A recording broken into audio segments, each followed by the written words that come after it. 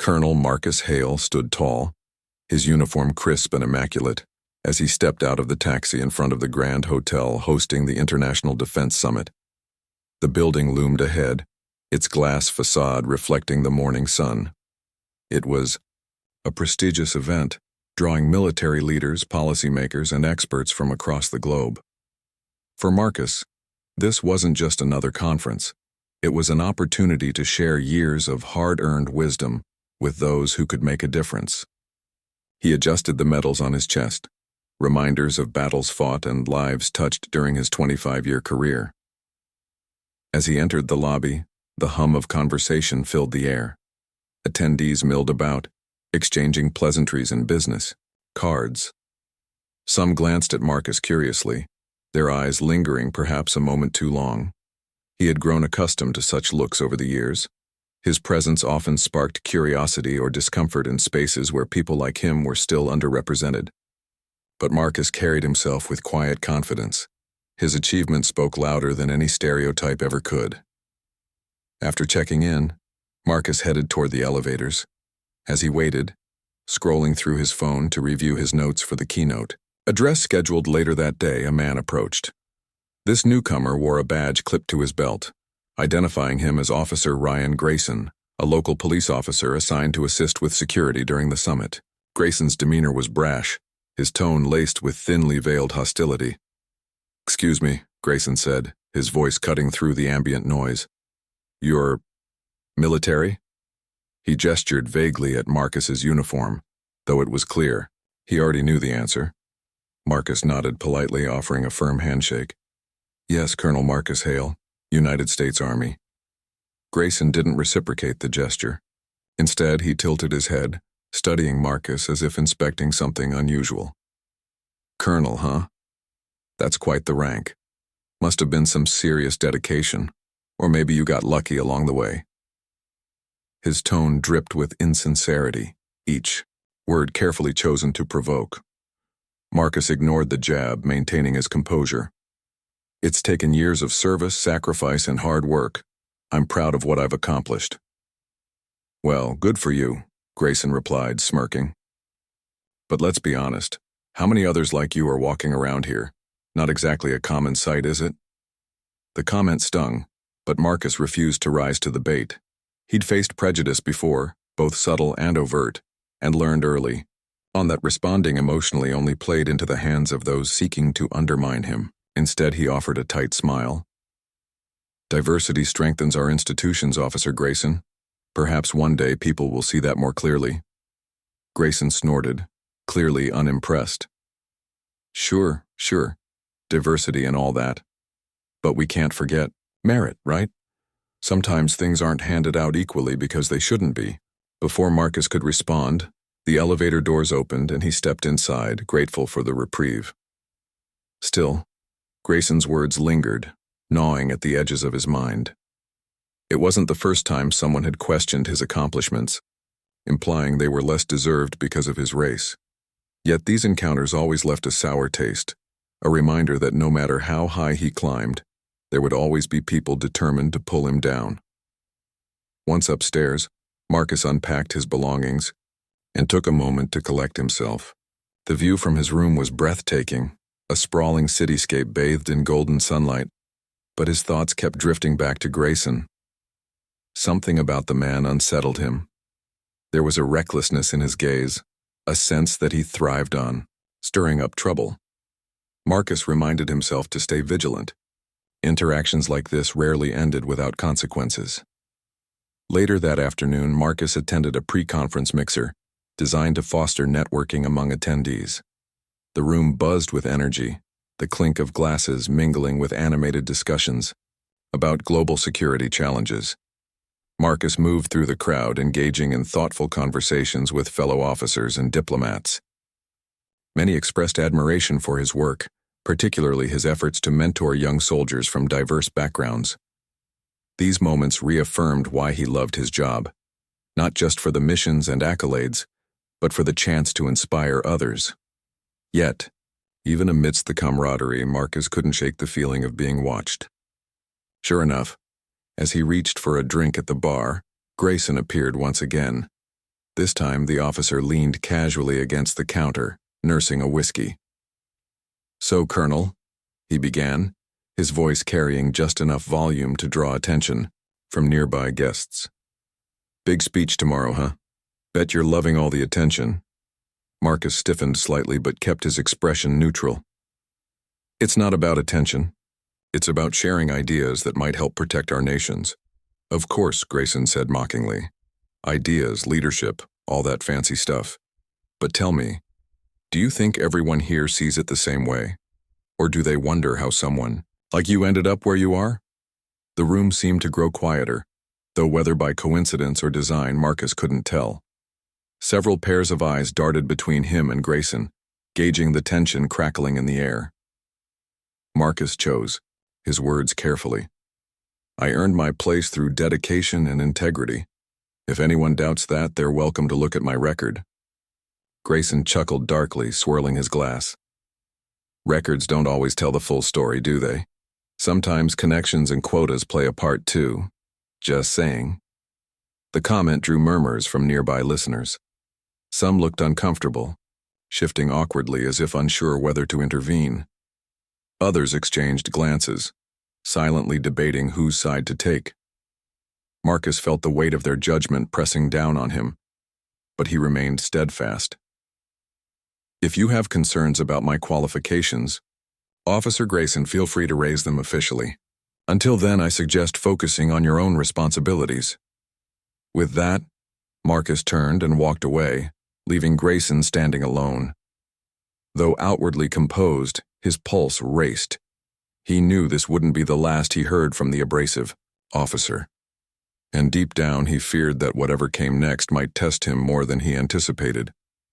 As the evening wore on, Marcus found solace in connecting with colleagues who shared his vision for a better, more inclusive future. Their encouragement bolstered his resolve, reminding him that progress was rarely easy, but always worth fighting for. Still, the shadow of Grayson's words lingered, casting doubt on what should have been a triumphant occasion. Little did Marcus know this encounter was merely the beginning of a storm that would challenge everything he believed in and ultimately define his legacy. The morning of the keynote address arrived, and Colonel Marcus Hale stood backstage reviewing his notes one final time. The auditorium was packed, with attendees filling every seat and spilling into the aisles. Military officers in full regalia sat alongside diplomats, academics, and journalists, all eager to hear insights from one of the most respected leaders in the armed forces. Marcus's heart pounded, not from nerves, but from excitement. This was his moment to share a message he deeply believed in: leadership through resilience, integrity, and unity. As he stepped onto the stage, applause rippled through the room. The spotlight warmed his skin, and for a brief second, Marcus allowed himself to savor the significance of the occasion. He began his speech with a story from his early days in the military, a tale of overcoming adversity when others doubted him simply because of the color of his skin. His voice carried strength and conviction as he spoke about the importance of perseverance and the power of diversity in fostering innovation and trust within teams. By the time he concluded, the audience erupted into a standing ovation. People rose to their feet, clapping enthusiastically, some even cheering. Marcus scanned the crowd, locking eyes with individuals whose faces reflected admiration and respect. It was a validation of his hard work, a testament to the impact he'd made over decades of service. But amidst the sea of smiling faces, one stood out: Officer Ryan Grayson, seated near the back, arms crossed tightly across his chest. His expression was unreadable, though there was a flicker of something dark in his gaze. Marcus chose not to dwell on it. Instead, he graciously thanked the audience and exited the stage. Later that afternoon, during a networking session held in a spacious ballroom, Marcus found himself surrounded by well-wishers. Young officers approached him, eager to shake his hand and ask for advice. Seasoned veterans patted him on the back, congratulating him on a speech that had resonated deeply with them. Even a few high-ranking officials complimented his delivery, hinting at potential collaborations in the future. For a while, Marcus forgot about the tension with Grayson, basking in the warmth of genuine appreciation. But trouble has a way of finding its way back. As Marcus moved toward the refreshment table to grab a cup of coffee, Grayson appeared once again. This time, the officer seemed less casual and more intent, his jaw clenched as if preparing for battle. Without preamble, he cornered Marcus near the edge of the room, away from the main cluster of attendees. "So," Grayson began, his tone sharp and biting. "Big applause out there. Must feel good to have everyone eating out of your hand." Marcus raised an eyebrow, sensing where this conversation was headed. "If you're referring to my speech, I'm glad people found value in it. That's the goal, isn't it?" Grayson smirked, leaning in closer. "Value? Or pity? You really think they're applauding you because of what you said? Or because of what they see when they look at you?" The accusation hung in the air like a storm cloud, heavy and oppressive. Marcus felt a surge of anger but quickly tempered it. Losing control now would only play into Grayson's hands. "I don't believe pity drives anyone's decisions here," he replied evenly. "People recognize merit when they see it." "Oh, come on," Grayson scoffed, raising his voice slightly so nearby guests could hear.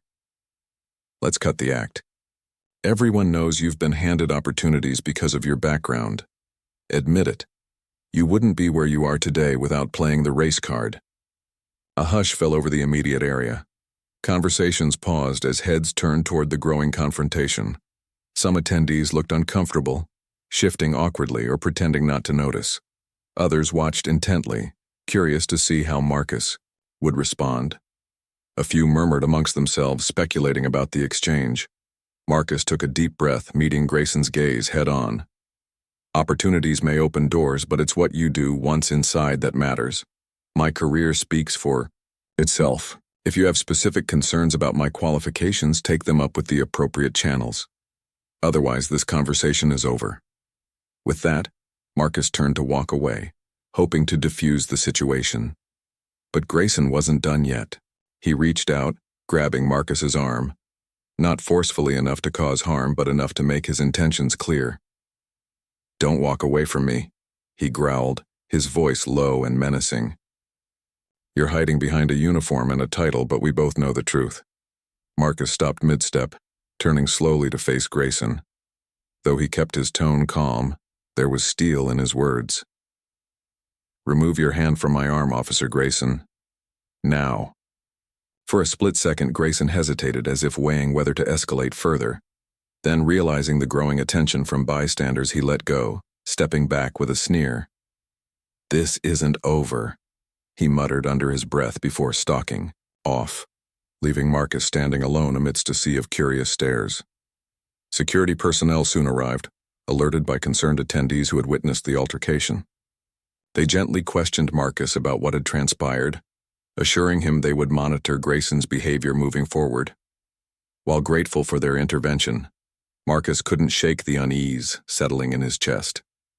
He knew Grayson wasn't the type to let things go quietly.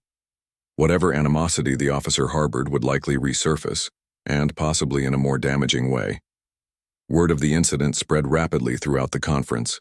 By evening, whispers circulated among attendees, blending fact with speculation.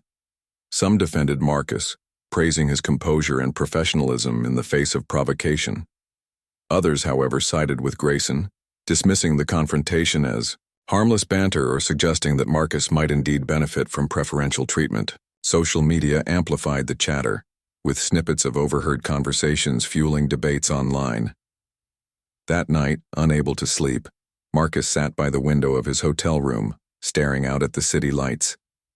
He replayed the day's events in his mind, the triumph of his speech, the sting of Grayson's accusations, the uncertain reactions of those around him. Doubts crept in, uninvited but persistent. Had he handled the situation correctly? Could he have said something differently to quell the rising tension? And most troubling of all, how much damage had already been done? Despite these worries, Marcus refused to let despair take hold. He reminded himself of the countless lives he'd touched throughout his career, soldiers he'd mentored, communities he'd helped rebuild, policies he'd shaped to create a fairer, more inclusive military. One man's prejudice couldn't undo that legacy. Still, he understood that challenges like this were rarely isolated incidents. They often marked the beginning of something larger, something far more insidious. As dawn broke over the horizon, painting the sky in hues of orange and pink, Marcus resolved to stay vigilant. Whatever came next, he would face it with the same courage and dignity that had carried him this far. The road ahead might be rocky, but he was no stranger to navigating difficult terrain, and if history was any indication, he would emerge stronger, not just for himself but for everyone counting on him to lead by example.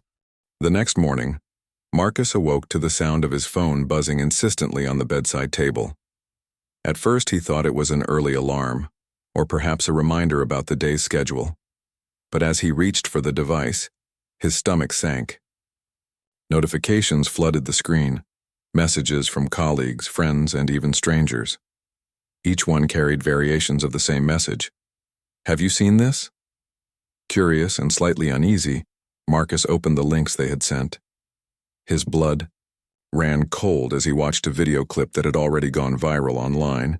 It showed part of his confrontation with Officer Grayson from the previous day, but it wasn't an accurate depiction.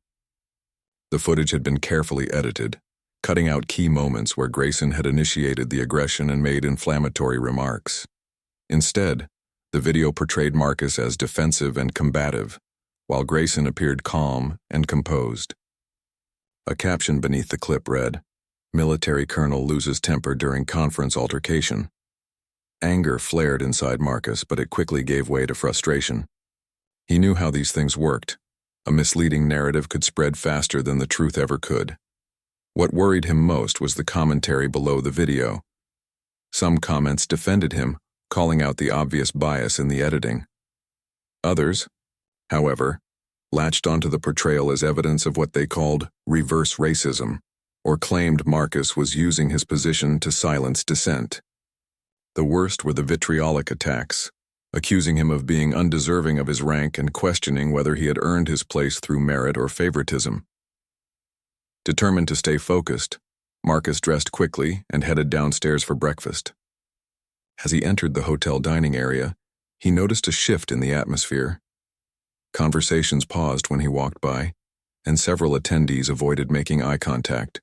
A few offered polite nods or smiles, but the warmth from the previous day was noticeably absent.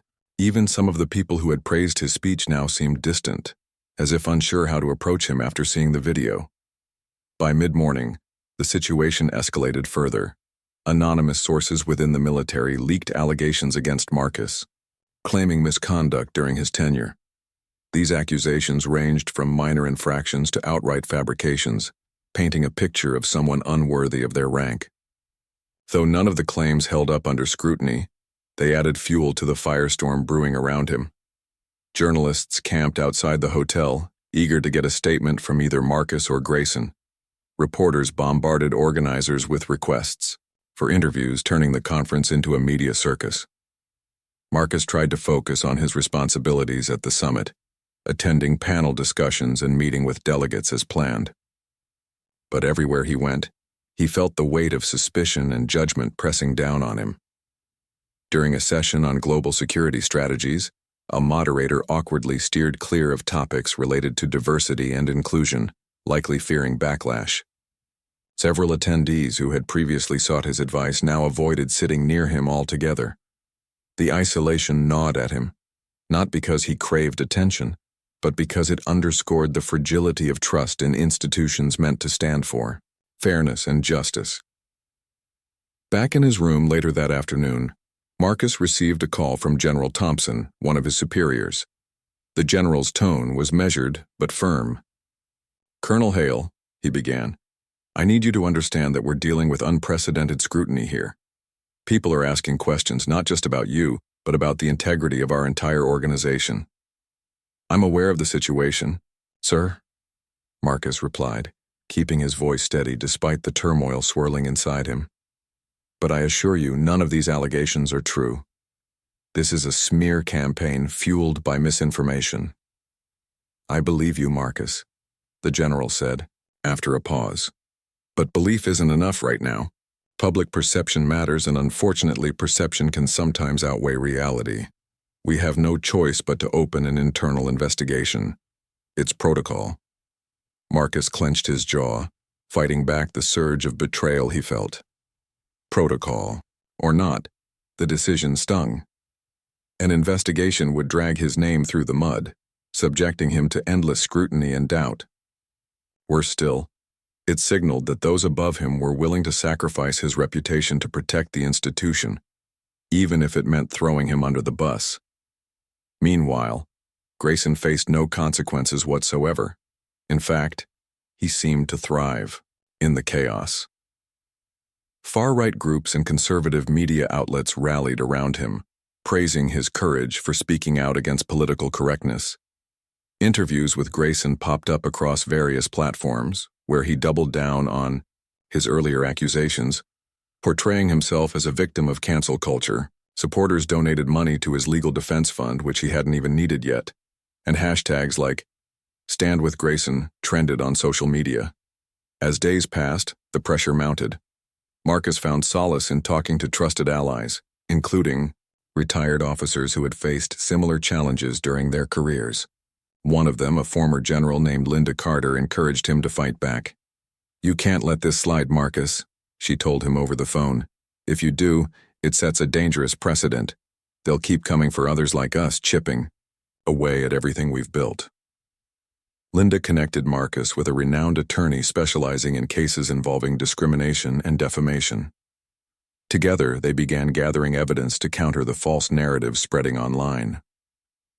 They tracked down witnesses from the conference who were willing to testify about what really happened between Marcus and Grayson. They also reached out to cybersecurity experts to trace the origins of the leaked allegations, uncovering ties to individuals with known biases against minority leaders in the military. Despite these efforts, the toll on Marcus was undeniable. Sleep eluded him, and his appetite vanished.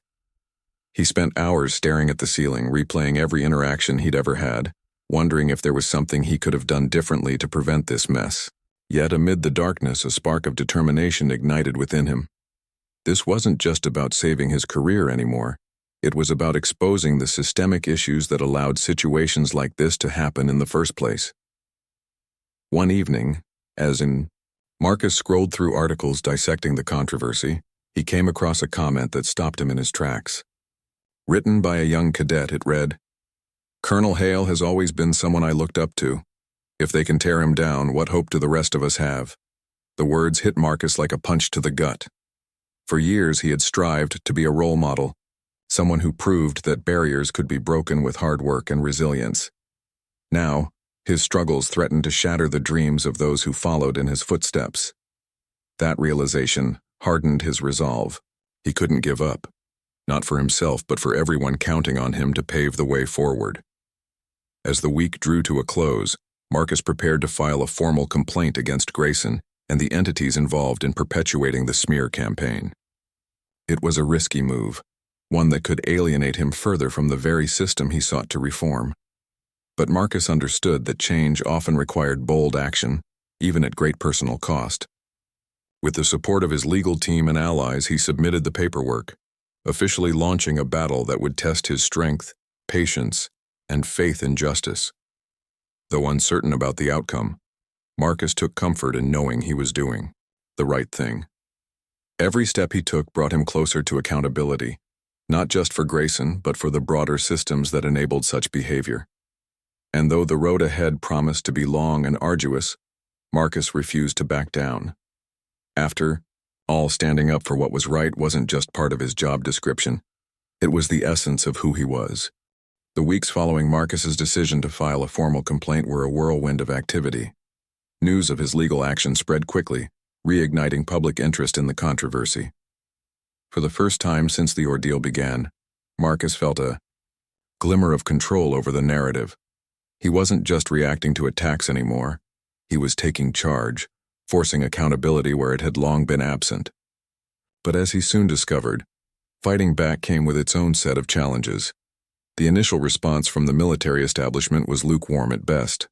While some senior officials privately expressed support for Marcus, Publicly, they remained tight-lipped, citing the need for neutrality during an ongoing investigation.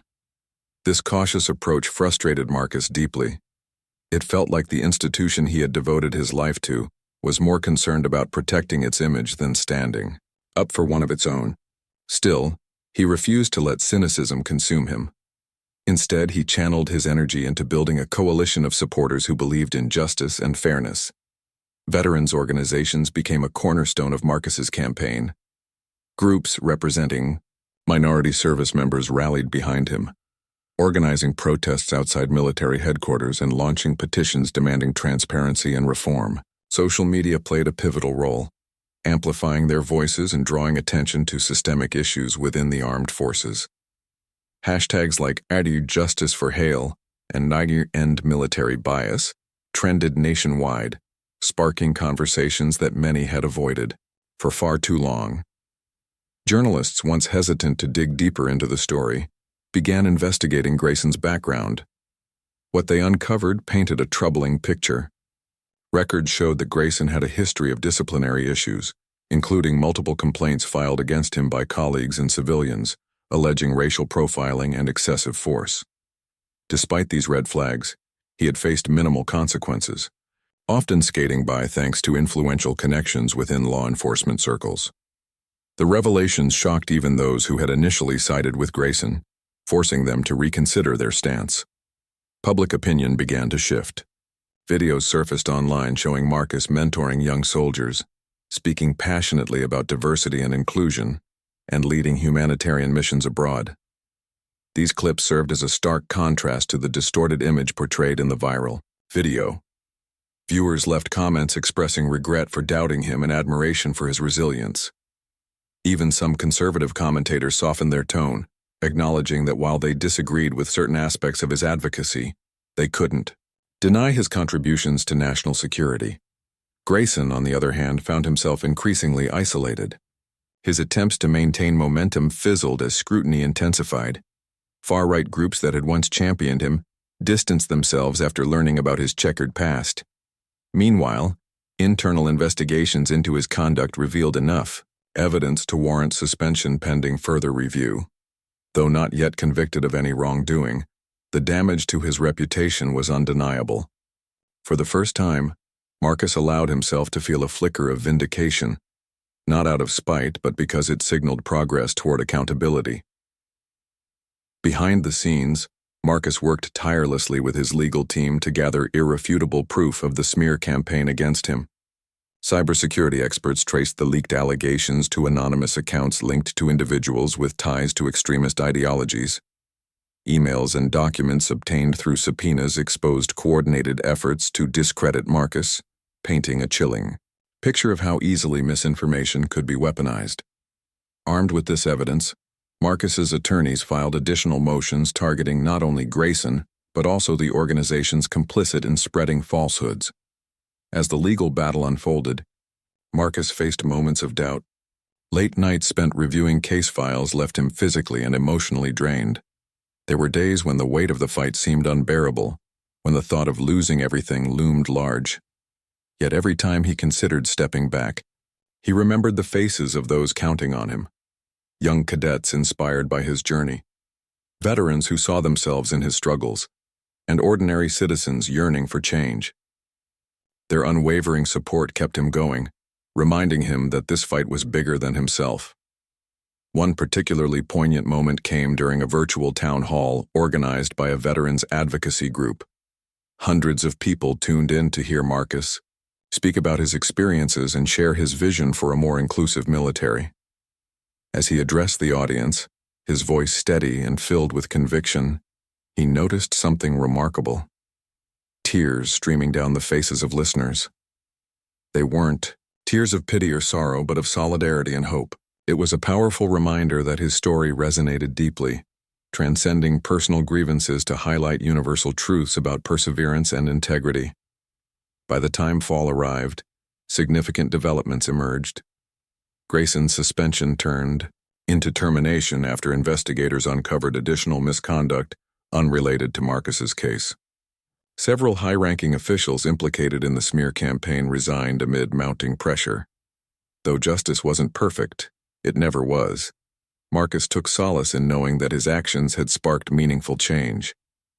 Policies addressing bias and discrimination within the military gained traction, with lawmakers introducing legislation aimed at fostering greater accountability and transparency. Yet, for all the victories, there was a bittersweet undertone. Despite clearing his name and exposing wrongdoing, Marcus ultimately lost his position.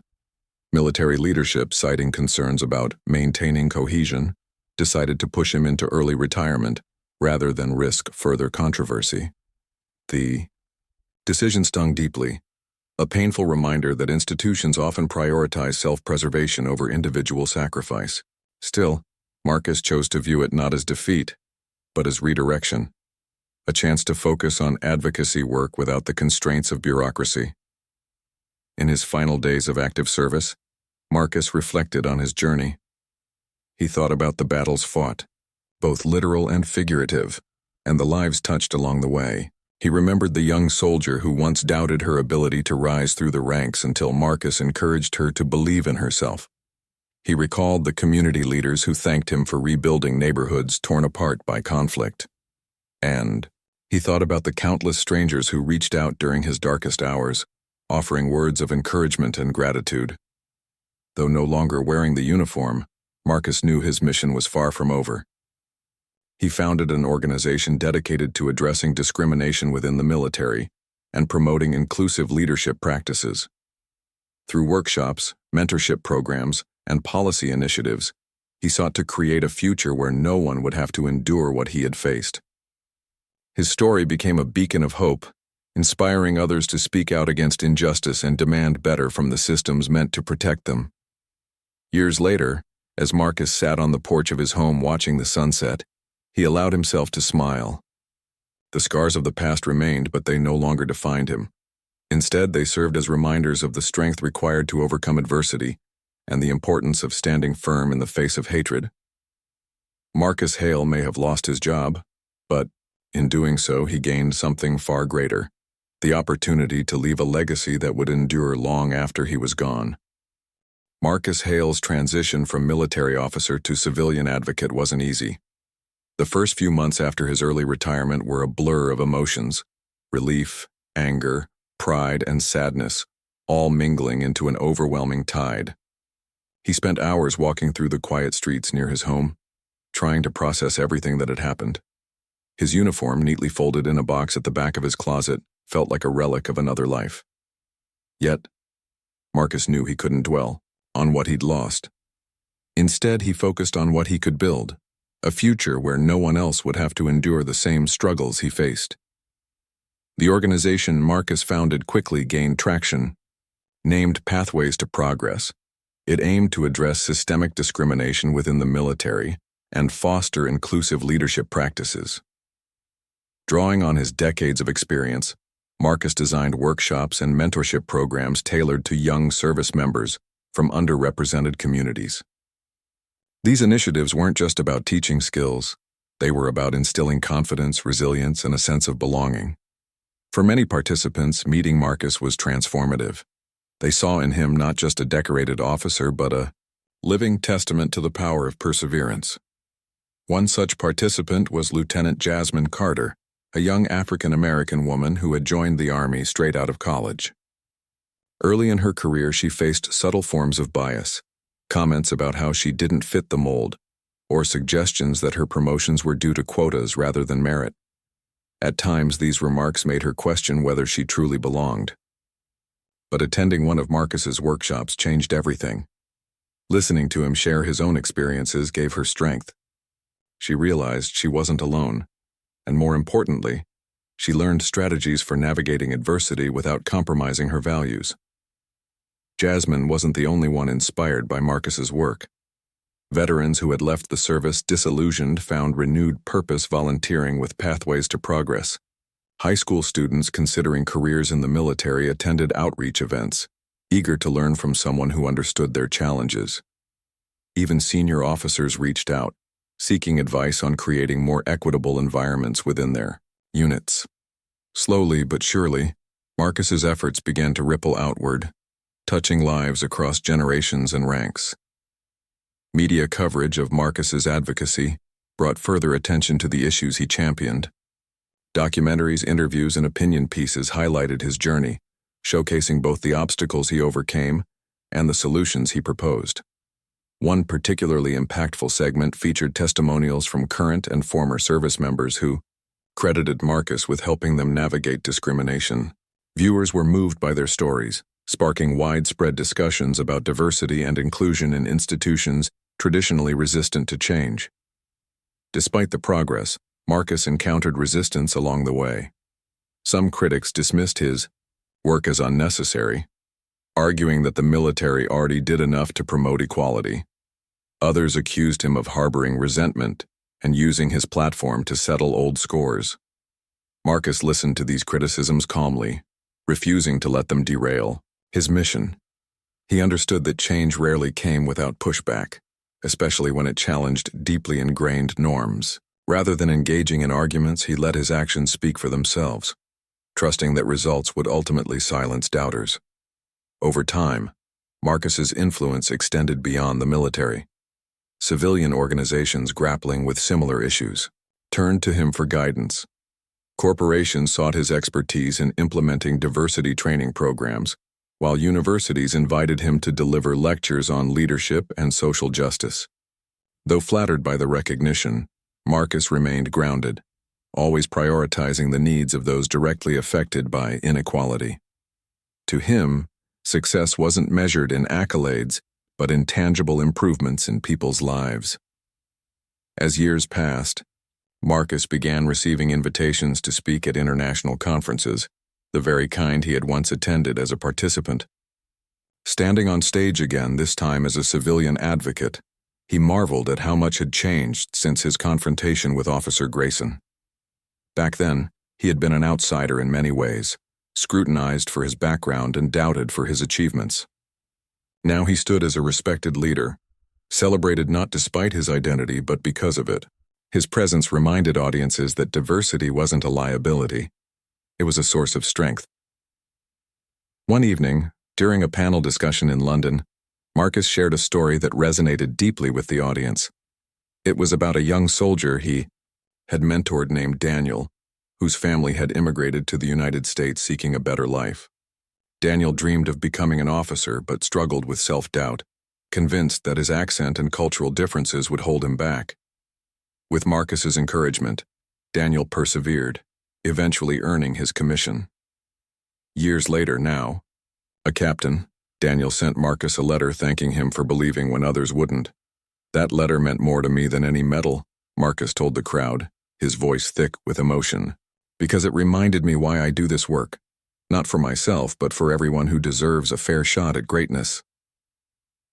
By the time Marcus reached his late 60s, Pathways to Progress had grown into a global movement. Chapters sprang up in countries around the world, each adapting its principles to local contexts. Success stories poured in from every corner, from a female pilot breaking barriers in India to a disabled veteran finding new opportunities in Australia. The organization's impact was undeniable, proof that even small steps toward inclusivity could lead to monumental change. Looking back on his life, Marcus felt a profound sense of fulfillment. Yes, he had sacrificed much: the security of his position, the comfort of anonymity, and countless nights of peace. But he had gained something far greater: the knowledge that he had made a difference. His legacy wasn't confined to medals or titles. It lived on in the hearts and minds of those he had inspired. On his 70th birthday, surrounded by friends, family, and former colleagues, Marcus reflected on the journey that had brought him here. He thought about the battles fought, the friendships forged, and the lessons learned. Most of all, he thought about the countless lives touched by his advocacy. As he blew out the candles on his cake, someone asked what wish he had made. "I didn't need to wish for anything," Marcus replied with a smile. "I've already seen my dreams come true." And indeed he had. Through courage, determination, and unwavering faith in the possibility of a better world, Marcus Hale had transformed pain into purpose. His story served as a reminder that true leadership isn't about holding power. It's about empowering others. And though his name might fade from headlines someday, the ripples of his work would continue spreading, shaping futures yet unseen.